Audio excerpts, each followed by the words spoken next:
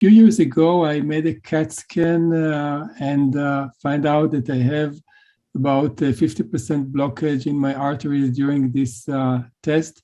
And I decided to change my lifestyle to become a fully vegan. And I was wondering if you can recommend any type of test to check if, my arteries now is better, because I'm afraid to do another CAT scan because of radiation. Not sure if it will be effective. Are there any tests that you're familiar with that you would recommend to check the status after a few years and changing the lifestyle? That's a great question, Aaron. First of all, congratulations on making positive changes and taking control of your health. That's wonderful. As for what one should do with that information, now, I would recommend that you be under the care of a cardiologist, but in general, a 50% blockage, if you are not having any symptoms, there is no reason to do any further testing. And you make a really good point. You don't want to expose yourself to additional radiation that can cause problems for you in the future. So I would say that you should be consulting with your local cardiologist or primary care doctor. But if you're feeling well, you probably don't need to do any further testing. Thank you very much, doctor. Thank you indeed. And now we have up next somebody with the initials DS. DS, welcome. Oh, hi. Am I unmuted? Yes, you're unmuted. You're set. Thank you. Great. Yeah. Thank you for the presentation. I have been a whole food plant-based for about a little over 4.5 years, and I'm doing really well. Weight is good. Blood pressure is good. All my biomarkers are good. I'm running marathons. I mean, it's been great.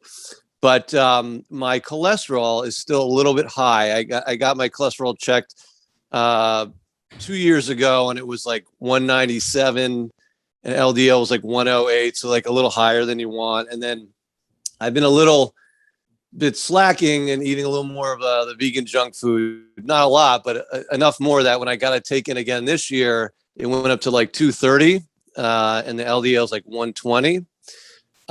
So I really do not want to take a statin. But I was wondering what you thought about plant stanols, and also I've heard some good things about amla powder. Okay. Both plant stanols and amla powder, they do both lower cholesterol. The cholesterol numbers you described to me, they are above the optimal, but they're not terrible. I think you probably know the answer to much of this, in that you've incorporated more junk food into your diet, the cholesterol levels went up. Going back to better eating certainly will get your cholesterol back to better levels.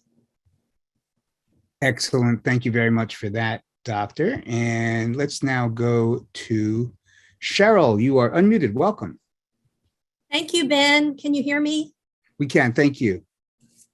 Thank you. And thank you, Dr. Shenkman. Great presentation. My question is about lab tests and the different lab reference ranges that they use. For example, I recently had an omega-3 test, and my index was about 4, a little over 4.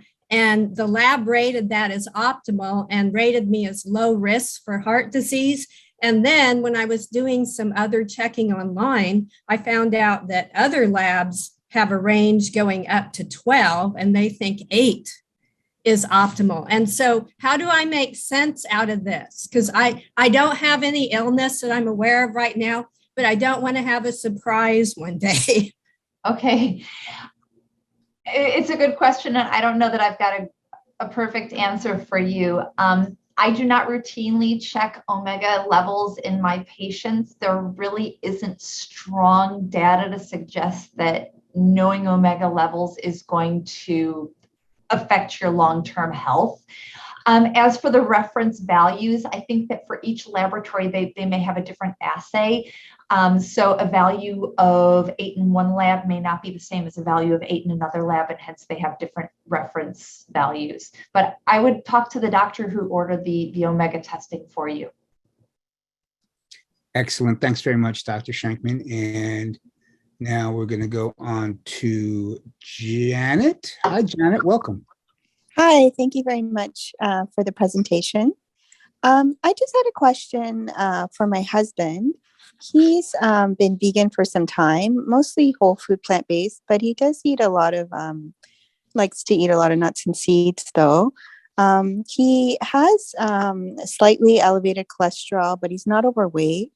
But when he's sort of doing his day-to-day things, he gets out of breath easily. He's like in his late 40s. So just wondering what kind of tests he could do for like his heart function, just to make sure he's okay. Even just like walking up the stairs, he can be sort of out of breath sometimes. Oh, that's a good question. And those are some concerning symptoms. I think that your husband needs to see a physician and see a physician soon. There are a few different tests that can be done. One of them could be a stress test, another could be an echocardiogram, but certainly I think that whomever he sees would need to take a fairly detailed history and examine him and decide exactly what's the appropriate test, but please get him seen soon. Sage advice. Thank you very much for that. And up next, we have Paul. Welcome, Paul. Hello. I'm unmuted automatically, I see. Yep, we got you. Thanks. Okay, great. Thank you, Dr. Shenkman, for this presentation.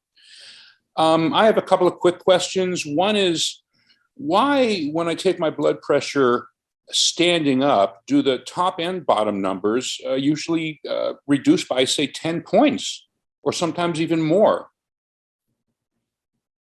Okay, well, the natural response of the body is that the body needs to accommodate different positions. So there is going to be a slight difference in blood pressure between sitting down, lying down, and standing.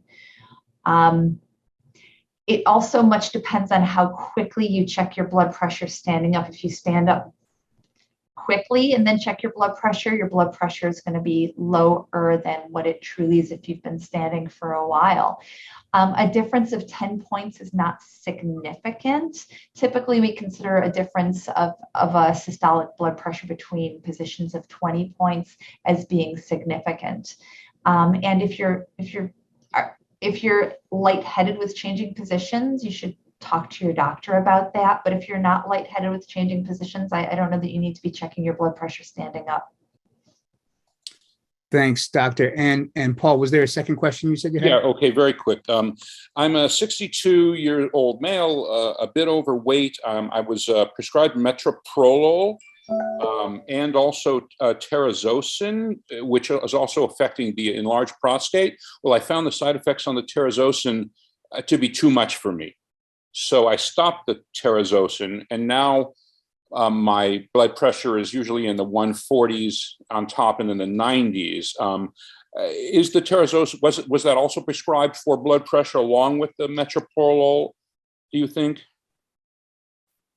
I would talk to your doctor about that. Terazosin does naturally lower blood pressure, but I think that if you have the blood pressures that you're describing, you should speak to your doctor about whether you should have a different medication for blood pressure control or get some advice on lifestyle to help to lower your blood pressure.